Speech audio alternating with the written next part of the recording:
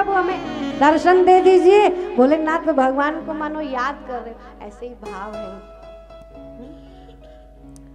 अब दूसरा दिन हुआ, दोनों ने सोचा भाई क्या करें। बोले एक काम करो, अब तो कुछ करना पड़ेगा। बोले अब की बार ऐसा करते, हम बन जाते ज्योतिषी और तुम, बोले ज्योतिषी, बोले गुरु और चेला दो चाहिए, तुम बन जाओ हमारे चेला। झोली पगड़ी उठाना, सामग्री उठाकर साथ चलना अयोध्या वासियों में, और तुम्हारा काम थोड़ा चतुराई, जरा आगे बढ़कर के सबको मनाना है। पंडित जय जय गाल बजावा, अपना काम करना होगा। तो दोनों सिद्ध साधक गुरु चेला बने। बड़े दिव्य ज्योतिषी जी पधारे हैं। ओहो, अयोध्या की गलियों में जो पहुंचे, लगाया आसन, दूर दूर से। अब भूत भविष्य वर्तमान, भगवान तो स्वयं त्रिकालज्ञ हैं, भोलेनाथ से क्या छुपा, जो आवे भविष्य बना। बड़े दिव्य आचार्य कौन है, कैलाश से सीधे पधारे। नाम आचार्य शंकराचार्य जी महाराज, शंकर पंडित, दिव्य दिव्य नामों से विभूषित। और चेला जी महाराज बड़े गुणगान गावे। अरे बड़े पहुंचे हुए गुरुदेव है। अच्छा, सबको भाग्य बता रहे हैं। भाग्य बताते बताते एक को बताए, दो को बताए, भीड़ लगने लगी। लोग दूर दूर से आकर के बड़ा जमघट लगे। सुबह से लेकर के दोपहर होने लगी। बताते बताते भोलेनाथ का ध्यान महल की खिड़कियों की ओर देख रहे, राजप्रसाद की ओर देख रहे हैं, कहीं तो बात बन जाए। कभी तो न जाने कौन से गुण पर दयानिधि रीझ जाते। पुकार रहे भगवान। थोड़ी देर में एक दासी भवन की ओर जा रही। भोलेनाथ की दृष्टि पड़ी। आचार्य जी ने देखा, अरे दासी, ओहो, झट से चेले को आवाज लगाई, बच्चा देखो देखो, ये जो जा रही है, ये भवन में जा रही है, महल में दासी, इसी को पकड़ कर लाओ, यही बात बनेगी, यही काम बनाएगी हमारा। झट से दौड़े दौड़े काग भूसुंड, जय हो तुम्हारी बलिहारी। ओहो, देखो देखो कैसे दिव्य गुरुदेव आए हैं। कुछ पूछना हो तो पूछ लो, सबका भाग्य बताते हैं। जो हुआ जो होना है पहले ही बता दे। बोली लाला, रास्ते से हट जाओ बालक, मैं महल में जा रही हूँ, मुझे देरी हो रही है। मीठी मीठी बातें बनाई। ऐसे दिव्य गुरुदेव आए हैं, ऐसी ऐसी लाग लपेट करी। झट से वो दासी बोली चलो पूछ ही लो। जैसे ही दासी आई, महाराज प्रणाम करो। प्रणाम हुआ। जो देखा, भगवान भोलेनाथ ने एक क्षण में ऐसा ऐसा सारा भाग्य बताया। बड़े बड़े ऊंचे ऊंचे राजघराने से तुम्हारा संपर्क है। वो तो महल की खास दासी थी, मैया कौशल्या। बड़ी प्रसन्न हो गई। क्षण भर में ही भगवान ने अपना जादू चलाया। बड़ी आनंदित। अच्छा, तो महाराज जैसे ही सब बात हुई, अब तो देरी हो रही, मुझे जाना पड़ेगा। बड़ा आनंद हुआ, प्रणाम करती हूँ। महाराज चलने लगी तो बोली, गुरुजी फिर आपको अब मैं क्या दूं, दक्षिणा क्या प्रदान। कभी भी किसी ज्योतिष के समीप गुरुजन से, संत जन से जब हम कोई आग्रह करते, कोई ज्योतिषी, कोई भाग्य, कोई कुंडली, कोई आशीर्वाद होकर के मांगते कि गुरुदेव मेरी झोली भरना है, बालक का काम नहीं हो रहा। कई बार निवेदन तो कर देते हैं, लेकिन कहा है भैया दक्षिणा बिना कच्छना। गुरुजी को भी काम जबई बने, आशीर्वाद भी जबई फले, जब गुरुदेव की बढ़िया सेवा हो।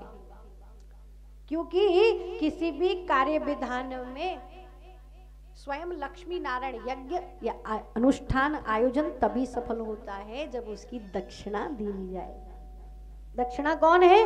बोले लक्ष्मी जी हैं। लक्ष्मी जी कौन? भगवान की पत्नी, नारायण की पत्नी। तो क्यों जी, आप नारायण से वरदान तो खूब चाहते हो, झोली तो अपनी भरना चाहते हो, लेकिन लक्ष्मी जी को है? बिना लक्ष्मी के ठाकुर जी प्रसन्न नहीं होते। इसलिए लक्ष्मी नारायण दोनों को तृप्त करना चाहिए। दक्षिणा क्या दोगी? भगवान ने कहा अरे अब तुमसे क्या मांगना, आप तो बड़ी दिव्य हो और बड़ी ही चतुर हो, ऐसा करो कुछ देना ही है तो जहाँ से तुम्हें मिलता है वहीं से हमें भी कुछ दिला दो।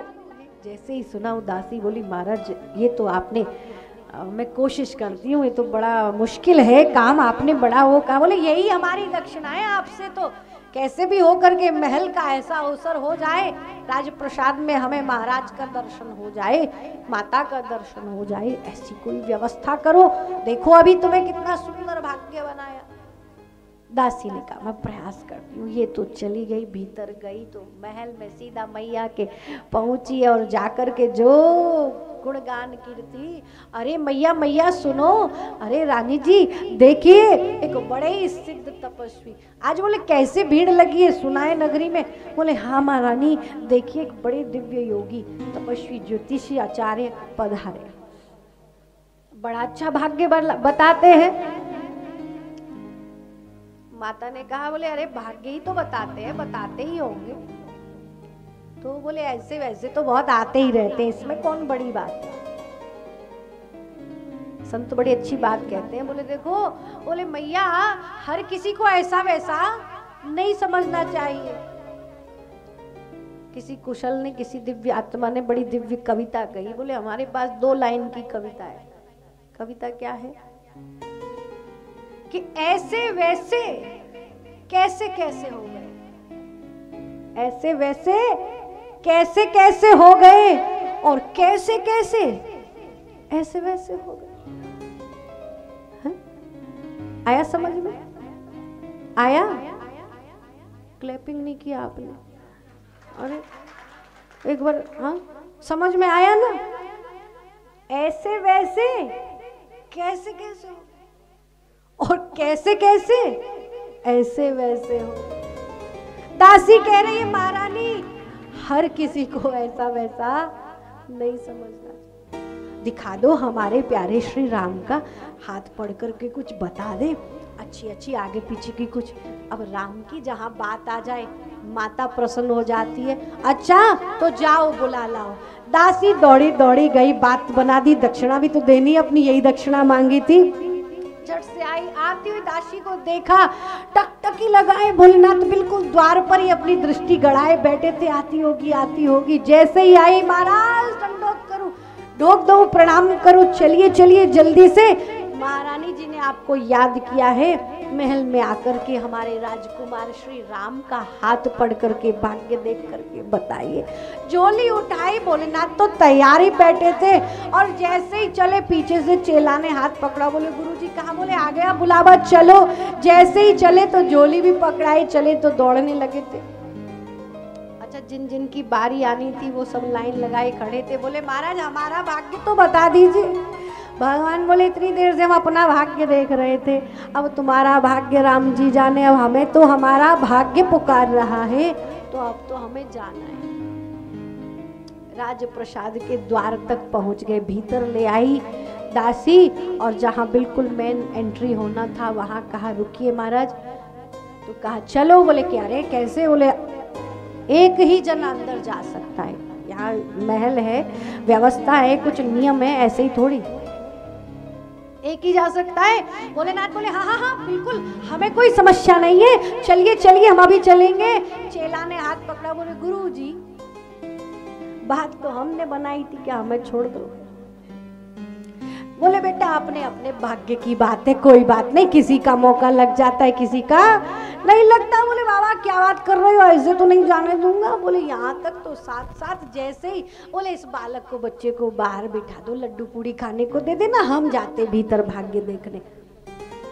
तो कहा हमें क्या, इसीलिए अपने साथ रखा था लड्डू पूड़ी खिलाने के लिए, हमें भी तो ठाकुर जी का दर्शन करना है। जैसे ही बोले महाराज बाबा जा रहे हो, समझ लो काम बिगाड़ने में तो चेला भी कुछ भी कर सकता है, फिर अभी बता देंगे आप कौन है क्या है। अरे बोले कहा नहीं नहीं नहीं लीला चलने। अच्छा ऐसा है, सुनो सुनो। बोले कि देखो मैं भी चलूंगा साथ में, पर इसे भी ले चलते। बोले एक ही जा सकता है। बोले नहीं नहीं ये मेरा थोड़ा सहाय था। बोले क्यों? बोले ऐसा है, रेखाएं देखने का काम यही करता है, हाथ देखने का काम पढ़ता ये है, बताता मैं हूं।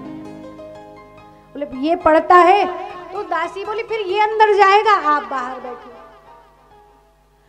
भोले बाबा ने देखा, अब उछल के कागभूसुंडी जी जो तैयार हुआ, हाँ बिल्कुल बिल्कुल, इन्हें बाहर बैठने तो, बुजुर्ग बूढ़े आदमी इन्हें बाहर बैठेंगे, राम राम जपेंगे। हम मैं जाता हूँ, मैं ही देखता हूँ ना, मैं बता दूंगा, आकर बता दूंगा, इनको कुछ भजन करने दो, बिठा दो सिंहासन। बोले बाबा, बोले अच्छा क्यों भाई, कागभूषण चल दिए। कागभूसुंडी जी बोले अपना अपना भाग्य है महाराज, भाग्य की बात है जिसकी जब लाइन लग जाए। अब बोले तो कहा कि अच्छा जानते हो, तो कहा माता सुनो सुनो, ऐसा है कि दोनों के जाए बिना काम नहीं चलेगा, चिंता मत करो। बोले ये तो पढ़ना ही जानता है, पर बताने का कार्य, भाग्यवाचन तो मैं ही करूं, बूढ़ा हो गया हूं। बोले कि तो वो बड़ी चतुर्दासी बोली अच्छा अच्छा महाराज, मेरा ही हाथ तो आपने ही देखा था, मेरा तो आपने ही पढ़ा था।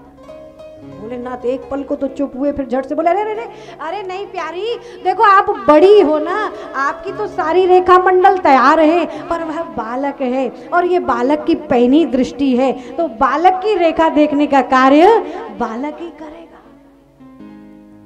और ये जो बताए अभी, तो फिर हम अब दासी ने कहा ठीक है चलिए, दोनों को ही भीतर लेकर के बोलो राजा रामचंद्र भगवान की जय।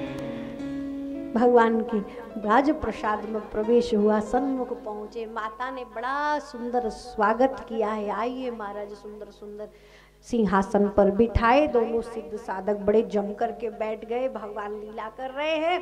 माता ने चरण पखारे, स्वागत किया, कुछ पान फूल पल प्रदान किया, बड़े प्रसन्न। चारों बालकों को बुलाए गए, सुंदर चारों लालाओं को लेकर के माताएं खड़ी हैं। कौशल्या मैया बड़ी आनंदित, आज मेरे राम का भाग्य बताने के लिए ऐसे दिव्य ज्योतिषी आए हैं जो भूत भविष्य सब बता देते। सीधे भगवान राम को तो जाकर के गोदी में ही बिठा दिया है। जैसे भगवान राघव गोद में आए, भोलेनाथ ने जो देखा, आनंद कंद भगवान की, रघुनंदन श्री राम की। ऐसे भगवान गोद में आए कि ये तो बिल्कुल ही खो गए। एक झलक जो निहारी और झट से ऐसी समाधि लगी कि भूल गए कहाँ, नेत्र बंद के बंद हो।